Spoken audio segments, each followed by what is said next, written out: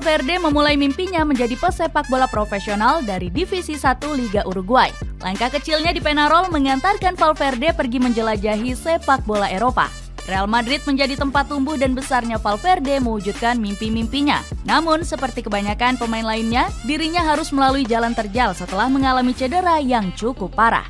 Berbekalkan bakat alaminya mengolah si kulit bundar, Valverde kini menjadi andalan Carlo Ancelotti. Bagaimana perjalanan Federico Valverde bangkit dari keterpurukan dan menjadi pilar penting Real Madrid?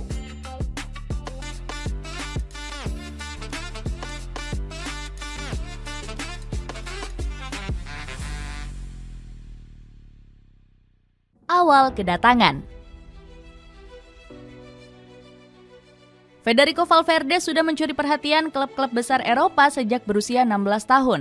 Arsenal, Manchester City, Paris Saint-Germain, hingga Barcelona mengincar talenta besarnya. Valverde langsung memanfaatkan sorotan ini dengan menjalani percobaan latihan bersama klub-klub tersebut. Arsenal dikabarkan menjadi klub yang paling serius mengamankan jasanya. Arsene Wenger jeli melihat potensi besar yang dimiliki gelandang asal Uruguay ini. Valverde langsung diberi kesempatan untuk berlatih langsung dengan skuad utama Meriam London. The Gunners kemudian menyiapkan biaya transfer senilai 2,7 juta pound sterling untuk menggait Valverde. Namun, manajemen malah menunda kesepakatan kontrak dengan perwakilan sang manajemen. Tertundanya kesepakatan kontrak ini memupus harapan Valverde berseragam Arsenal. Setelah kembali ke Uruguay, dirinya malah tampil impresif di gelaran kejuaraan Amerika Selatan U17. Pemain berjuluk Pajarito ini mengemas 7 gol untuk skuad muda Uruguay. Tidak butuh waktu lama, raksasa Spanyol Real Madrid melihat penampilan briliannya di ajang tersebut. El Real membayar mahar 5 juta euro untuk menggait Valverde dari Peñarol. Tapi dia nggak bisa langsung berangkat.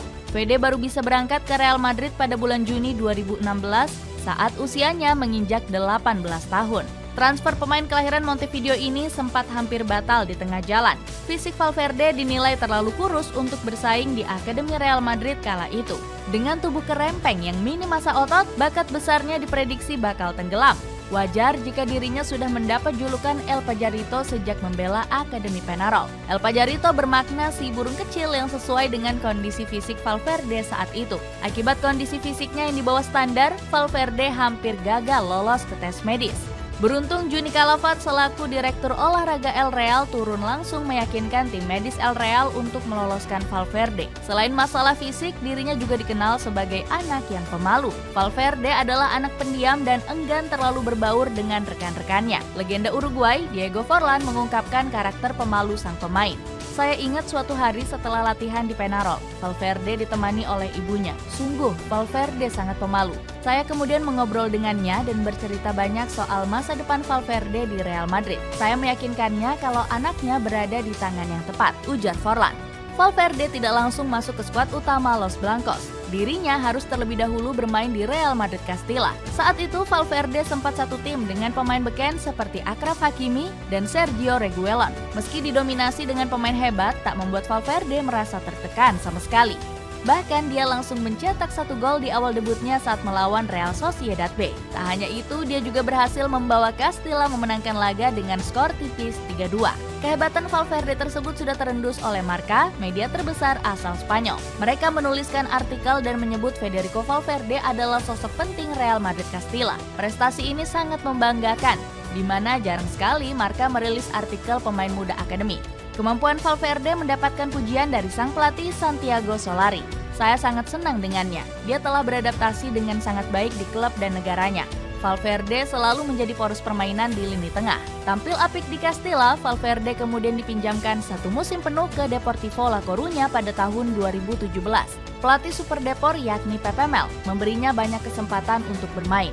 Dirinya berhasil tampil 25 kali di starting line up Super Depor. Kehebatan Valverde di lini tengah Deportivo La Coruña mendapatkan pujian dari sang pelatih. Sejak dia menempati posisi itu, kami punya lebih banyak penguasaan bola dibandingkan lawannya. Lebih banyak umpan, lebih banyak kontrol, dan hasil yang lebih baik, tegas Papa Mel.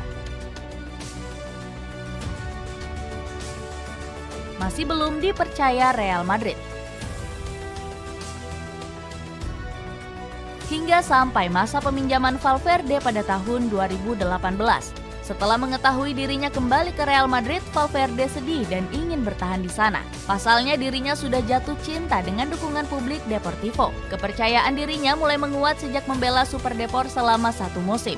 Meskipun masih terlalu awal, jika diberikan kesempatan dan Madrid menerimanya, saya ingin bertahan di sini lebih lama lagi. Saya sangat bahagia, saya beradaptasi dengan baik. Padahal sebelumnya Valverde mengaku sangat terpukul saat mengetahui dirinya dipinjam ke Deportivo. Namun saat itu dia menghormati keputusan itu agar dirinya bisa segera berkembang. Peminjaman saya ke Deportivo adalah pukulan berat, karena saya ingin sekali bertahan di Madrid. Tetapi kemudian saya berpikir tentang kesempatan untuk bermain dengan pemain yang lebih tua dan berpengalaman. Komentar Valverde. Setelah kembali dari masa peminjaman, kesempatan emas pun datang menghampiri Valverde. Mimpinya bermain di skuad utama El Real terwujud pada musim panas 2018. Di bawah asuhan Julen Lopetegui, Valverde mendapat lebih banyak kesempatan. Dirinya mulai dilirik setelah El Real melepas Mateo Kovacic, Marcos Llorente, dan Dani Ceballos. Valverde akhirnya diberi kesempatan debut di Liga Champions melawan Victoria Plzen. Dirinya dimainkan sebanyak 4 kali di turnamen klub paling bergengsi seantero Eropa ini. Pemain berjuluk Pajarito ini menorehkan 25 kali penampilan sepanjang musim itu. Valverde juga berhasil mencicipi gelar juara Piala Dunia antar klub di musim pertamanya ini. Meski sudah sering diberikan kesempatan untuk bermain dalam beberapa laga, Federico Valverde masih kesulitan untuk menembus starting line up Real Madrid. Pemain asal Uruguay ini harus bersaing dengan trio lini tengah andalan Zinedine Zidane. Sebut saja Luka Modric, Toni Kroos, hingga Casemiro. Akan tetapi, sang pelatih tetap membutuhkan sosok Valverde untuk melakukan rotasi. Salah satu kesempatannya datang saat dimainkan di partai final Piala Super Spanyol. Saat itu, ex-Penarol ini dimainkan bersama Casemiro dan Toni Kroos di lini tengah. Pada laga itu, Valverde menciptakan momen yang selalu diingat para fans Los Rojiblancos. Pasalnya, ia diganjar kartu merah setelah melanggar Alvaro Morata di babak extra time. Real Madrid sendiri berhasil menang lewat adu penalti dengan skor akhir 4-1. Keberanian Valverde untuk melanggar Morata banyak mendapatkan pujian. Seandainya ia tak melakukan hal itu, mungkin peluang tersebut bisa dieksekusi menjadi gol. Pengorbanan sang pemain mendapatkan pujian dari pelatih Atletico Madrid, Diego Simeone. Saya pikir penghargaan tersebut diberikan kepada pemain yang tepat karena Valverde memenangi pertandingan dengan aksinya, ujar Simeone. Setelah melakukan aksi heroik, Valverde masih belum mampu mendapatkan hati Zidane. Pemain kelahiran Montevideo ini selalu tampil untuk menggantikan trio kesayangan sang pelatih. Bahkan Zizou sempat merubah formasi menjadi 4-4-2 untuk memberikannya kesempatan. Sayang, Zidane hanya memakai taktik ini untuk beberapa laga. Kesialan Federico Valverde berlanjut saat Real Madrid diasuh oleh Carlo Ancelotti. Pasalnya, dia harus menderita cedera di laga El Clasico pada Oktober 2021. Gelandang 25 tahun ini mengalami cedera ACL usai berbenturan dengan Gerard Pique di menit 72. Kaki Valverde terkena benturan yang keras. Ia terlihat kesakitan tadi, jadi kami harus memeriksa kondisi cederanya itu dan saya tidak tahu apakah ia bisa fit dalam waktu dekat, terang Ancelotti. Valverde melewatkan 4 pekan untuk menjalani pemulihan cedera. Sayang, setelah pulih, pemain 25 tahun ini gagal menunjukkan performa terbaiknya. Sejak kembali, ia hanya bermain dalam 2 starter dari 10 laga yang dimainkan. Don Carlo lebih memilih menurunkan Eduardo Camavinga dalam skema taktiknya. Valverde sendiri menyadari ia mengalami penurunan sejak mengalami cedera. Namun, dia optimis bisa bangkit dari keterpurukan dengan menambah porsi latihan. Performaku saat ini belum kembali 100%. Butuh kerja keras untuk tampil baik setelah alami masa-masa sulit. Mulai sekarang, aku akan mencoba menambahkan jam latihan agar mendapatkan kepercayaan, ujar Valverde. Kontroversi Federico Valverde. Selain cedera, Federico Valverde sempat mengalami kejadian yang kurang enak. Momen tersebut terjadi di laga menghadapi Villarreal pada bulan April lalu. Di laga itu, Real Madrid harus menerima kekalahan dengan skor akhir 2-3. Valverde melakukan aksi kontroversial dengan menonjok wajah Alex Baena. Baena sudah berkata kasar dengan menghina istrinya yang sedang melahirkan. "Menangislah karena anakmu tidak akan lahir," tutur Valverde mengulangi perkataan Baena. Javier Tebas selaku Presiden La Liga mengecam aksi kekerasan yang dilakukan Valverde. Itu adalah tindakan tercela. Kami tidak dapat membandingkan agresi dengan provokasi. Baena sendiri membantah tuduhan itu dengan menyebut Valverde telah melakukan kebohongan. Sabtu lalu saya diserang oleh seseorang rekan sejawat setelah pertandingan melawan Real Madrid. Setelah kejadian tersebut, ada tuduhan jika saya mengharapkan rasa sakit untuk salah satu anggota keluarganya. Sejak saat itu tidak ada bukti menguatkan tuduhan tersebut, katanya.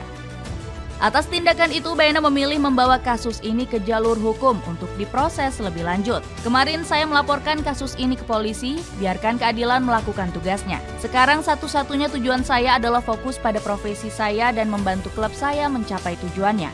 Lanjut Baena. Sayangnya usaha Baena untuk membawa kasus ini ke kepolisian berakhir sia-sia. Pasalnya penyidik memberhentikan kasus ini karena kurangnya bukti atas tuduhan yang diberikan. Awal kebangkitan dan pembuktian. Federico Valverde berhasil memastikan tempat di starting line up sejak hadirnya Carlo Ancelotti. Pemain kelahiran Montevideo ini tampil semakin impresif di musim 2021-2022. Valverde menjalani peran baru di bawah arahan Ancelotti bermain sebagai winger. Dengan formasi 4-3-3, pemain berjuluk El Pajarito ini menempati sektor sayap kanan. Valverde memberikan fleksibilitas dalam permainan Los Blancos. Dirinya sukses menjalankan peran ganda sebagai winger yang piawai dalam bertahan dan menyerang.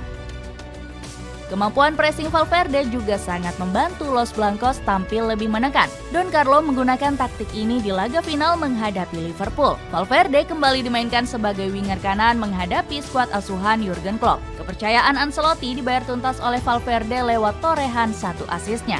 Umpan terukurnya dari sisi kanan lapangan disambut dengan sontekan terukur Vinicius Junior ke gawang Alisson Becker. Berkat gol sematawayang ini, Los Blancos berhasil meraih gelar Liga Champions ke-14. Steven Gerrard memuji tinggi performa Valverde di laga tersebut. Asis Valverde bukan sebuah keberuntungan. Umpan itu membuat 3 bek Liverpool kesulitan karena akurasi dan kecepatannya. Sebuah asis yang sangat brilian, tegas Gerrard. Di bawah komando Carlo Ancelotti, Valverde terus berkembang menjadi pemain yang lebih komplit. Don Carlo menantangnya untuk mencetak lebih banyak gol. Jika saya tidak bisa membuat Valverde mencetak minimal 10 gol dalam semusim, maka saya akan melepas jabatan saya sebagai pelatih El Real dan pensiun, ujar Ancelotti di musim 2022-2023. Di musim sebelumnya, Valverde krisis gol dengan hanya mencatat 1 gol. Enggan diremehkan, Valverde langsung menjawab tantangan besar dari Ancelotti. Dirinya berhasil tampil lebih produktif di musim 2022-2023 dengan melesakkan 12 gol serta 7 assist. Performa Valverde di musim 2023-2024 masih terus konsisten menjadi pilihan utama. Kehadiran Jude Bellingham tidak membuat namanya terancam dari starting line up El Real. Valverde masih dipercaya mengisi 1 tempat di lini tengah Los Blancos. Real Madrid tampil lebih seimbang dengan kombinasi 4 pemain tengah. El Real saat ini memuncaki klasemen sementara La Liga dengan raihan 21 poin. Valverde mengaku optimis El Real bisa meraih hasil lebih baik di musim 2023-2024. Ini grup yang hebat, dan kalau kami semua menuju arah yang sama, kami akan meraih prestasi besar dan kami sangat antusias untuk musim ini, ujar Valverde. Dengan semakin konsistensinya performa Federico Valverde, akankah dirinya mampu membawa Los Blancos kembali merengkuh trofi bergengsi di musim ini?